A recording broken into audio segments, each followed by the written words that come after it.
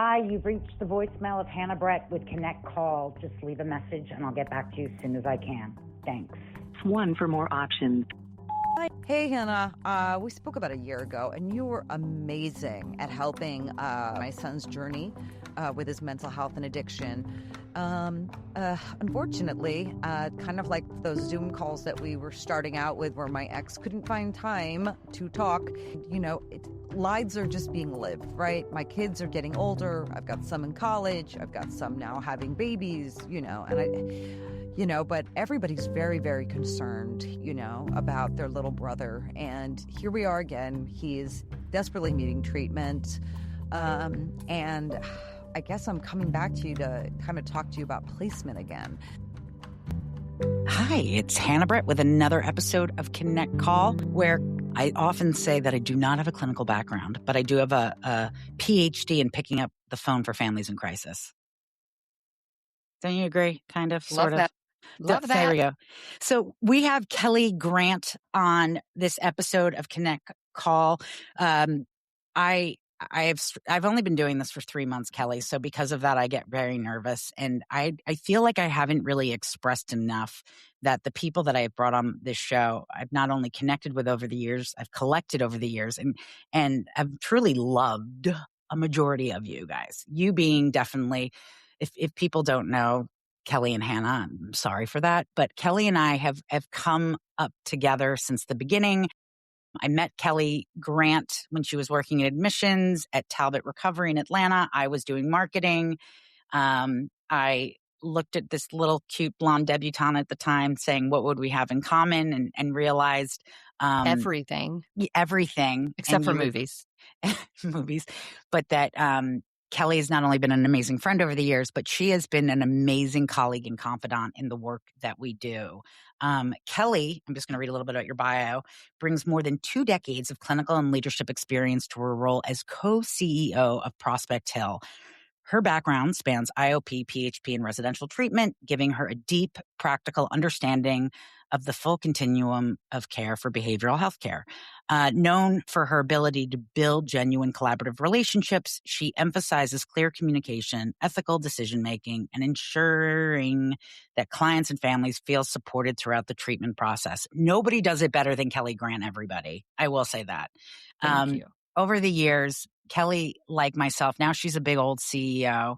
She's big time. But back in the day, Kelli, she still does, but Kelli and I would be, those people on the other end of the phone, right? And I used to joke with Kelli, not joke, but through the years, I think what I've learned is you sometimes have to have better boundaries with the callers, because they can really just, a lot of times people that are calling us have never gone to a therapist or spoken to anybody about what's going on.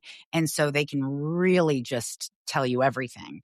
And there is nobody better or has more compassion on the other end of the phone than you, Kelli. And you still do. I mean, even as a CEO, you're still taking those calls daily and spending hours talking to clients and families. And so I thought there was going to be nobody better to really discuss this topic that I've touched on through all the episodes, but really want to dive into, especially with Kelli today, which is really the family piece, right?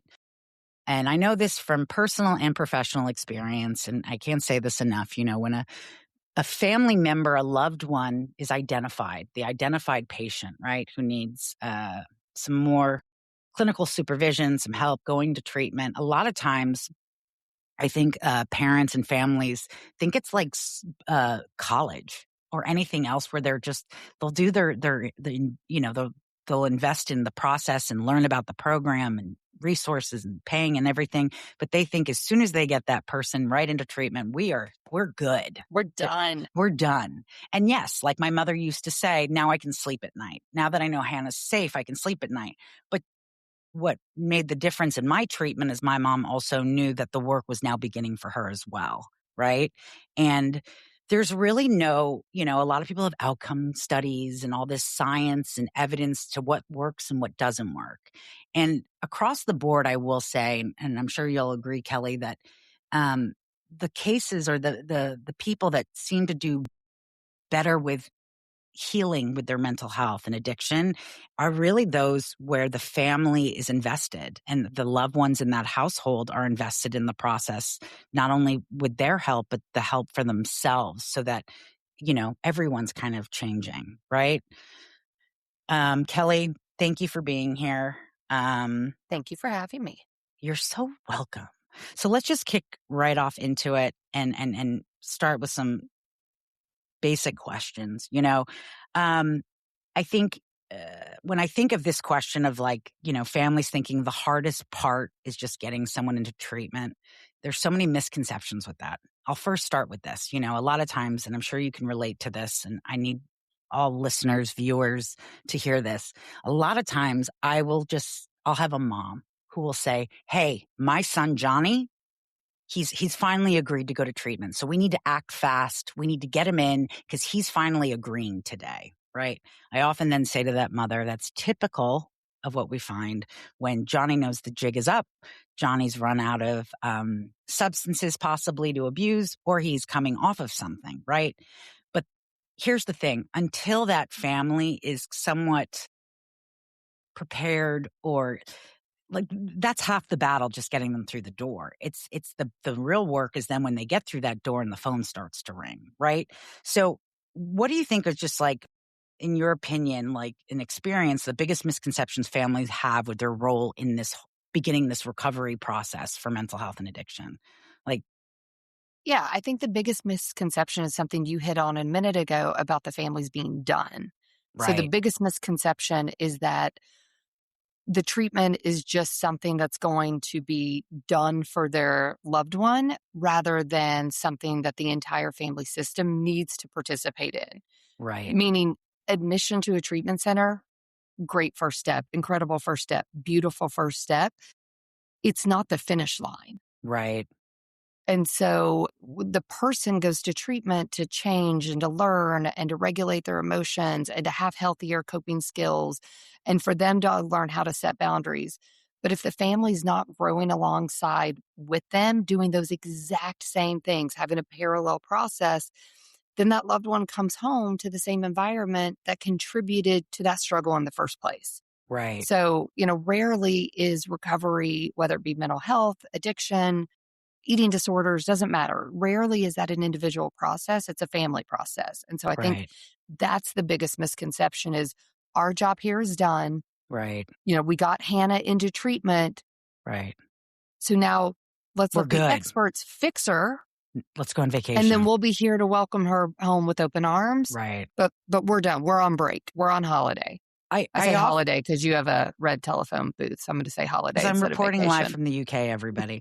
But I am connect call from the UK. But we're international, Kelli. I just want you to know. We are. I actually Global just did domination the analytics on this podcast, Connect Call. And although I have 28 subscribers, hopefully 29 by I'm the one end. of those. Thank you. Guys, hit subscribe on Apple, Subscribe on now. Spotify, YouTube. But I learned that we are being watched or listened to in China, in Germany, Mexico. So I'm all over the world. I'm just like Mel Robbins at this point. Here's a great example I always give families when moms are, I'm going to just say a mom is rushing to get Junior in and just kind of be done. I immediately say, great, we get him in the door tomorrow. Your phone starts to ring. What are you going to do? And then the mom says, well, why do they have the phone? You should just take the phone away. I'm like, well, that's not real life, is it? Right? We're going to start working these skills and changing making these little shifts right now, which by the way, when I say these shifts out loud, they seem so little, but why I think this family piece, and we're going to get into it, is so important is as difficult as it is for the patient, the client to build new coping skills, to reprogram their brain and doing something different than they normally do, it is just as hard for those family members. Everybody serves a purpose. Everyone has a role, right? And we're asking everyone to change, right? And so why do you think, I think I'm going to answer this too, but why do you think that families think their job is done once a family member goes to treatment? I know they're just exhausted, but why do you think they're done? Because they're exhausted. You took my word. Because they are exhausted. These families have been living in crisis for years, decades, some of them, right? They've been trying to keep everyone safe. They've been trying to manage consequences. They've been trying to survive. So when Right. their loved one finally enters treatment, it's understandable that they would feel relief. And I think the challenge is when relief is mistaken for resolution. Ooh, Kelly, I like that.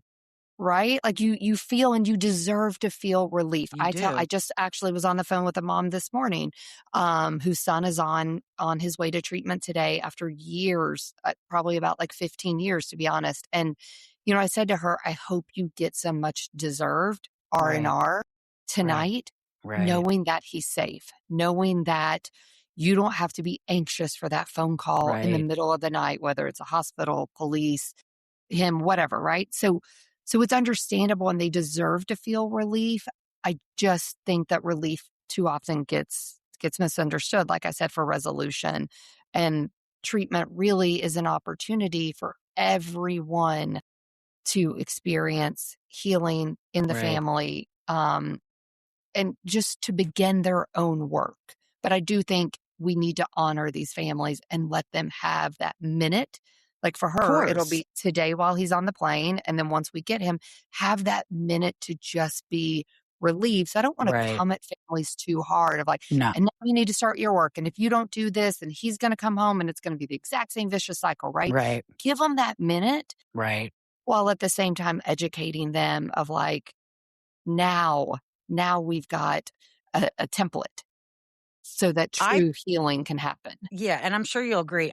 9 times over 10, if not 10 out of 10, I will always prefer the client to come in who's worked with a family interventionist already. And when I say Mhm. family interventionist, that's an interventionist. No interventionist is just talking to the client and Mhm. the patient to bring them into treatment and not getting family educated and on board. Again, I think I always like to use my mom as a really good example because my mom knew nothing about addiction. She knew nothing about mental health. Nobody loved their kid more than my mom loved me, but the smartest thing that she ever realized right out the gate was like, wait a minute, I can't mom my way through this, Yeah. Yeah. And me momming her hasn't worked thus far. So maybe I need to change some things that I'm saying and doing to help Hannah go after and do the work herself. And I think at the beginning, when she had the sleep and the rest, it was just innate that she realized, how can I ask my kid to go to a meeting and ask for a number if I can't even do that myself? Or how can I ask my kid to, oh, you're uncomfortable, go talk to a counselor and me not do it myself? Because, I say to parents all the time and I say to families, no, this isn't your fault, right? Nobody's fault. Yes, the genetics get involved, and yes, some of the molding and parenting can get into it, where it becomes, you know, uh, unless everybody changes, and it's that's where I think, I don't understand why families don't want to change. The only reason I feel like they don't want to do the work or change is because a lot of times people don't want to have to look at themselves and their piece Mhm. in this. Shame is very powerful. Yes. And I'm going to go off on all these tangents, but one of the things I always think about families today, no shame to these parents, but there's a lot of gentle parenting going on. And what we talk about with that is, these are parents who were raised maybe with more structure, more discipline. And now they're like, we're not going to do that to our kid. We're not spanking our kid. We're not going to, punish our kid. And what ends up happening is, it translates to, well, we can't handle our kid being uncomfortable because that makes us really uncomfortable, right? So I think the next question, and something I'm going to give a great example, is I had a female client, and yes, she happened to be diagnosed as borderline. And this was a client over the years. This is her MO. She'd go into treatment. I used to love this kid actually. She used to get everyone together to make a huge announcement that she was running from treatment, right? And Mhm. everyone was concerned, including her parents. And she would run, and within 5 minutes, she'd call mom, she would call dad, manipulate, get this whole thing going. And they would cave every time and bring her home because God forbid their daughter was on the street or their son, right? And I remember we were working with a family interventionist at the time who was case managing this family. And I was on a Zoom call with these parents, and it was happening again. This young woman was with us. She is about to leave. And we said, guys, this has happened before. Let's do this just a little differently this time. All we're going to ask, baby steps, tiny shift, which will make a huge difference, we hope, but just trust us. All we need you to do is when she runs, just give us like 3 hours. Just don't pick up the phone for 3 hours. Okay. That's all. Or even an hour. Try that. Right. And I remember the first time she ran, they couldn't do it. And then the second time she ran, we were like, trust us, just don't pick up the phone, just something different will happen because of that. And because they didn't pick up that phone, the best thing happened. She immediately called the treatment team at the treatment center and said, first, are my parents okay? They're not picking up the phone. And second, I have nowhere to go. I guess I'm coming back. So it was beautiful. Like I could not have written it better. And that's what I'm talking about. And I think for families just to assume this, when families are like, we sent them there for 30 days. Why are they not fixed? And I'm like, you guys can't even shift yourselves a little bit. It's all, everyone has to do that work. Everyone's a part of getting this individual and your family better, I think. I think it's a win-win no matter what. My mother didn't have addiction. My mother wasn't struggling. Well, she did struggle with some anxiety and depression and felt like her daughter could be medicated and didn't want to take medicine herself, but that's a British thing. But I think I feel like all you're doing is making your family and you guys better. It's nothing's, but why do you feel that these families find these tiny shifts so difficult? So here's what I say to families a lot of times. It's not because you haven't been loving them enough, right? It's not for a lack of love. Exactly. We're not asking you to love them less. We're asking you to love them differently. Thank you. It's not tough love, everybody. It's loving differently. That's all we're doing. It's loving differently. It's loving with healthier boundaries. Right. It's like most of these families, they've been loving the best way they know how. Right. And there's often so much generational trauma, right? This is incredibly difficult and challenging because you're asking people to do things different than the way they've been doing it for decades, than the way their parents did it, than the way their grandparents did it, right? So on and so forth. So you're trying to shift a system that has been loving in an unhealthy, with the best of intentions, but in a way that wasn't serving anyone. And so that's really hard to do because these families have been loving in a way that actually shows up as rescuing, as overcompensating. They're trying to avoid conflict and ultimately they're sacrificing their own well-being. But those behaviors, they come from a place of fear, not from a place of bad intentions. No, not at all. And so that's what I tell families all the time. I'm not asking you to love her less. I'm asking you to love her differently. And it actually warmed my heart when you were telling the story about the young lady who would leave. One of my favorite jobs was probably 10 years ago now. But I was a clinical case manager for a young adult unit in a big treatment center. And so with the young adult population comes a lot of exactly what you're describing. And we weren't a locked facility, so we couldn't keep kids against their will, right? But we knew this young man was probably going to leave. And so I gave the family a heads up and I said, if he leaves, I will call you. We have to let him have his phone when he leaves. You're going to stay on the phone with me while he's calling you. And we are going to know that the treatment team, the counselor assistant, they are going to be behind him in a car talking to him, right? Helping him understand why he needs to come back with them in a very loving way. But he's going to be blowing you up. Blowing your phone up. Get me out of here. I don't have a pillow. The food sucks. All these things. They're only giving me Taco Bell once a week. Right. Exactly. I'm like, I can take Taco Bell any chance I can get it. But that was the thing. And And I knew that those parents, no judgment, right? But those parents, it would have been impossible for them not to pick up the phone. Right. So I just said, we are going to stay on the phone and you're going to tell me when he's calling and we're going to process, how does that make you feel right now? Right. What can you control? What can we do? Long story long, the young man eventually did get in the car. This went on for quite some time. I'm obviously summarizing. But that was an example of, I'm not asking you to love him less. I'm asking you to love him differently. Yeah. When I think of that, I think of, to this day, when I say the Lord's Prayer in an AA meeting, I say, lead me not into Penn Station, because instead of temptation, because one of my worst relapses as a kid in treatment, I was on a day pass, was in Penn Station.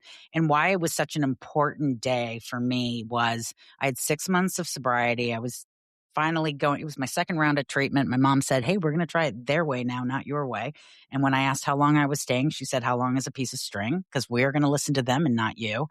And I remember I had 6 months sober and I was going to visit a friend of mine in Long Island, and I was taking the train and I got to Penn Station and Attack of the Body Snatchers came over me, which I call it, where I was like, I'm just going to have a drink. I'm going to be fine. And I went into a bar and I had 2 or 3 drinks, and it was like clockwork for me. I drank and then immediately called my mom from a payphone, because that's all we had at the time. And because I had no more money, and I just called her and I said, Mom, I've drank. I have no money. I'm in Penn Station, mind you, in New York City. My mother is living in the UK. And my mother, thank God she was doing the family work, goes like this, very simply, Hannah, I am so sorry that you're struggling right now. And I'm really sorry that you have made the choice to drink. But unfortunately, there's nothing I can do. There's nothing where I can help you. You're going to need to reach out to those who can really help you at the treatment center. So hang up the phone, give them a call, and we'll talk later. Click. I can only imagine how hard it was for your Right? mom to say that. God bless her. That's beautiful and exactly what you needed to hear. Right. But as a mom, Like, being able to say that, right. when she hung up the phone, she was shaking, she was crying. I mean, don't get it wrong. She was still talking to the treatment center, like that family. Yeah. And they were reassuring her they can come get me. But what immediately happened for me that day was 2 things. One, I go, holy shit, my mom's brain's been hijacked. Like, where I'm manipulating unintentionally, I guess. Like, I'm like, oh my gosh, like, why, who's she listening to now? Like, my work is not working. And the other thing happened immediately. I called the treatment center and I asked for help. And she kept with that verbiage. Anytime I had a bad day, she's like, so sorry. Let's get off the phone and talk to somebody who actually gets where you're at, which isn't me. Yeah. And I tell you what, you talk to them and I'm going to go to a meeting and talk to somebody myself, another mom who's going through what I'm going through. Right. And she didn't do it perfectly. No parent does. But what it taught me right away was, she wasn't going to rescue me. And by the way, I have to stress, the reason my mom did all this is because she didn't want me to die, And that's what I say to families. It's kind of like also, if your kid doesn't want to go to school, you don't like negotiate with them, right? And I think it's just going back to, it's as simple as your way is not working, so let's try something different, And I remember, and you remember Dr. Michael Fishman, who worked at Talbot many years ago. He taught me something very valuable because he was very passionate about the young adults. And he said, the biggest misconception families have is I need to get my son or daughter so they don't live on the streets. I need to pick them up so they're not on the streets and going to a really, dark place in their head of what's going to happen on the streets, right? And he said, if you look up any statistics, if you track any cases, the majority of kids that are overdosing or passing away are at their parents' houses. They're not on the street, And go on. Well, I was just going to say, I mean, exactly what you're describing, but parents make these mistakes because they're trying They're scared to reduce. Also. Well, they're terrified, but they're trying to reduce immediate pain, right, instead of promoting long-term healing. Right. So they just want that immediate pain to stop. Right. And by doing so, long-term healing can't happen. Right. And it's kind of like what we say, somebody said to me when I was in treatment, and we can say it to families too, stop playing the trailer of the movie, play the whole movie out. Yeah. Because what I say to a I family is love like, that. I've never heard that. yeah, thanks. I've got a few of those things. Um, I also said, I was telling the story the other week, we were talking about, during treatment, I didn't know if I was gay, straight, what I was. And I was, of course, finding love in all the wrong places. So I was dating a guy in treatment and dating a woman, I think, in treatment. And I remember the CEO at the time, Bruce You were very Drever. busy. I was very busy looking for love in all the wrong places. And Bruce, this curmudgeon of a CEO who made such an impact in my life, pulled me into the office and he goes, Hannah, I always say the guys need to stick with the guys and the girls need to stick with the girls. I don't know what the fuck to do with you, so just look at the floor. Stick. Yeah. So, but I don't even know why I just had that story. But so I think, and I will say from my own experience, and I've seen this, unfortunately, where parents have rescued their kid from treatment or pulled them out for many reasons. One, they don't want their child uncomfortable. And sometimes, I hate saying it, they don't know what to do when their kid starts to get better and they don't know what their role is anymore. And I've come up across that as well. But I just feel that, I think it's like anything else. I feel that, unfortunately, the stigma of mental health and addiction is still alive and true, where we do not look at the severity of it and the urgency of it and needing to change as much as we would with like a physical ailment, which is so unfortunate. I think where Kelli and I definitely can agree, and at least my voice has gotten lower because of it, is many times we are telling families to love differently, to do this differently. And we're fighting for this kid's survival in a way more than their family is. And there's something that's either they don't want to look at how they've contributed. They don't want to look at their childhood. They don't, I remember we would have, at my old treatment center, we would have a family weekend and the CEO purposely would stock the bar. And I used to say, why are you stocking the bar? And he goes, because I do an exercise. I want to see when the parents are there the first night and they're meeting all the other parents, who's having a drink? No shame. But the next day we asked them, so you met so-and-so and met so-and-so. Were you having a drink to do that? And they were like, yeah, we had a drink. Right. So see that you needed a little something, Mm-hmm. right? Mm-hmm. And now we're asking our kid, ask for a number, make a relationship. We're taking away the whoopee. Without you know that what I mean? social lubricant. Yeah. And so I think where and unfortunately in all the treatment centers I've worked, there's only been one that has mandated family involvement. If you do not stay involved as a family, we will discharge the client, which I think is amazing. I do too. What is if you could erase one misconception about family involvement in treatment forever, what would it be? Say that question again. If you could erase one misconception, like what's like one thing that everyone thinks family involvement is and it's not? That family therapy is about assigning blame, Okay, that's good. right? Of like, whose fault is this? Right. You're the reason you Right. made me, if not for, right? So they feel like they're going to be attacked. And in family therapy, we're not looking for villains. We're looking for patterns. Right. Because when you can interrupt those patterns, you can allow for people to respond differently. Right. And so I think people are understandably scared. And oftentimes these family members, to be fair, they have been absolutely berated by Right. their loved one. They have been told, you are a piece of shit parent, spouse. But not always. It's not Not always. Not but- always. But oftentimes when people are impaired, are not, Right. operating from a healthy, stable Right. brain, they Right. are lashing out. They are deflecting. And Right. who do we do that to? We do it to the people who love us, Right. because there's something to be said for unconditional love. So I'm a big believer. I say this to my kids all the time. Hurt people hurt people. Yes.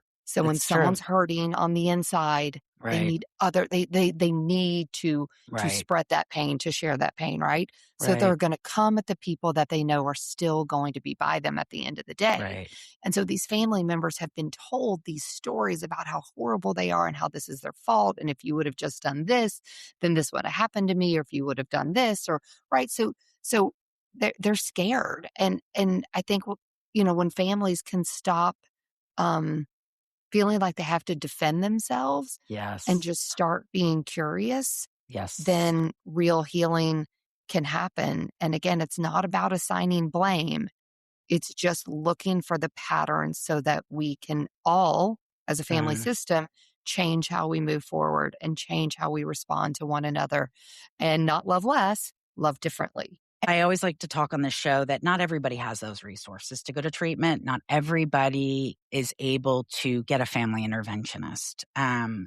But I will say today, and maybe you can talk a little bit about this, what do you offer families that maybe are low cost or no cost? Like family support, Zoom. A lot of people think of just Al-Anon. Now there's parent and family support meetings. And for a lot of treatment programs, that's an open forum for anybody to jump on, and you don't have to be a patient. Yeah, absolutely. And I think the most important thing families can do, regardless of resources, is build a support system. Be around people who you can relate to, that can relate to you, because oftentimes families have been living in just as much isolation Right. as their loved one has, right? And so, there's something to be said for the white picket fence, where they don't Right. talk about it. And from the outside, their life looks great. What they post on social media, Right. everything's We don't beautiful post and that stuff. happy, right? Yeah. We don't post the meltdowns. We don't post Right. the fights. We don't post that. And so families become incredibly isolated. And the biggest gift they can give themselves is to find a group of people that they can relate to. So to your point, whether that's Al-Anon, Nar-Anon, Families Anonymous, or just other support groups that don't have to necessarily be associated with any kind of 12-step fellowship, but just healing happens so much faster when you realize you're not the only one living Yes. in that experience, and you can let those walls come down, and you're not afraid of being judged or shamed, or that people are going to look at you as a bad parent or a bad spouse or a bad Right. kid, right? Right. And just educating yourself, Right. especially on, mental health and addiction. And it's not just a matter of willpower, as, Right. everybody in our industry talks about. You can't just pull yourself up by your bootstraps. Like it's much deeper and harder and just nuanced than Right. that. So, And learning, complicated. And very complicated. But how do you support someone without enabling them? How do you let someone experience natural consequences instead of rescuing them? right. How do you stop walking on eggshells because you're trying to avoid conflict? Right. Um, Right. and learning that, whether it be, to your point, some families, they don't have the resources to go to like a Prospect Hill, right? Where we're Right. doing intensive family therapy, and we're doing the psychoeducation, and we're doing, the integration. But there's so many resources out there. There's so many free support groups. There's so much literature. There's books you can read. There's online support groups. I think it's just being willing to do something different. Right. And I think it's, and I see this time and time again when I'm on the phone with parents and they get mad at me when I say this, but it's the truth. I'm like, you're making this so much more complicated than it needs to be. All I'm asking you to do, and these are for the parents who maybe their child is not in treatment yet, or loved one, but they have a therapist, right? Or their kid. And I go, here's a thought. Why don't we just follow what the therapist is recommending to start, right? They were like, how tragic and sad it was that their kid needed treatment. I go, that's not tragic and sad. Tragic and sad is when this kid isn't being intervened on, right? What we're doing and what you're doing is giving your child an opportunity and your family an opportunity to become the best versions of yourself. And you're giving your unborn grandchildren an opportunity to be born into a family system and break that that is chain. much healthier. Right. Right.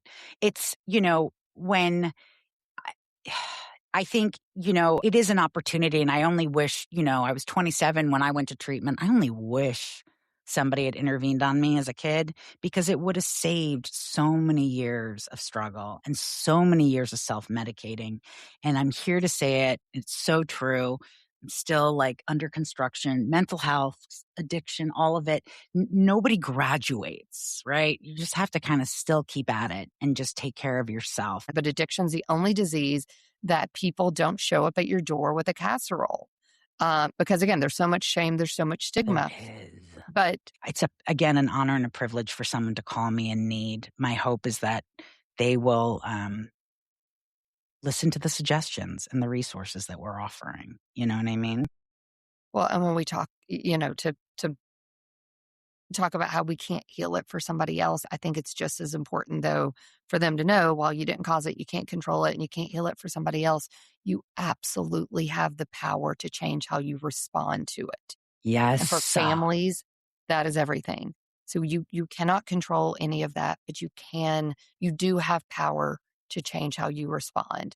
Right. And when you show up differently, when you create an environment Right. that allows for systemic changes to happen, Right. that's the greatest gift you can give your loved one. But it's hard, right? If this was It is easy, hard. everyone would do it. If this was easy, this podcast wouldn't be happening right now. Right. To be honest, if it was easy, treatment centers wouldn't need to exist. Family Right. therapy wouldn't need to exist.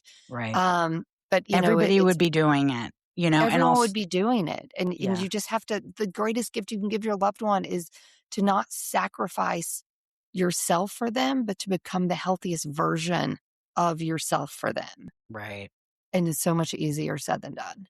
Right. And so when I have a family who comes into treatment and they're automatically just really focused on their kids' therapy per week, or when's family therapy starting, or really just focused on their kids' treatment, and we flip the script and say, well, can we ask that you start to maybe be open to seeing somebody? Like when things like that start to happen in those conversations, it's important, because what we're trying to do as treatment providers is like what Kelly's saying is you can't save anybody, protect anybody, and babysit your child or lock them in the basement and think that nothing bad will happen. All you can do for yourself is to do the work on yourself, and also practice on how you react to all of it. And because if you react differently, then the results will be different as well, I think. Absolutely. Right, Kel? Yes, Hannah. All right. Well, I am very grateful. Please, everybody, tune in.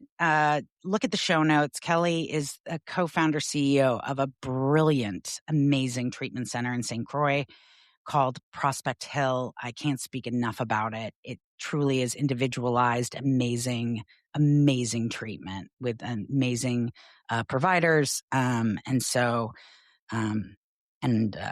Kelli's doing the good work. So thank you this again. Is where I am. You are welcome. And I'm going to correct you because I'm not the co-founder of I mean, not Prospect Hill. co-founder.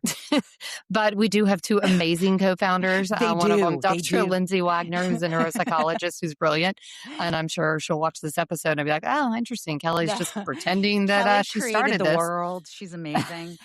No, I will say there's few people, Kelli, that I have met in this industry that I don't need to see a facility or have an experience where they can just look at me and say, this is good work being done. And I will, for them saying that, I believe it to be true. And that is true. And so everybody's very lucky to ever work with you and have people like you in this industry. So. Well, right back at you. And that's why we keep our circles small, because I'm very blessed we to have don't people talk to like anybody you in my life. No, absolutely, just each other. All right. But thank you, Hannah. Thank you for again. everything you do for so many. Hannah only likes talking about other people and giving other people praise. She right now she's going to be, oh my God, stop talking, Kelli, stop talking. Don't cut, don't end. As I sweat. Hannah, you are beyond kind and generous and knowledgeable, and you give so many shits, and that's what makes you you. And you have absolutely touched so many family members, so many individuals. You have saved families because you do care so much. So thank you. And I'm funny, everybody. You don't see a lot of that on this, but I am funny. But all right. Funny.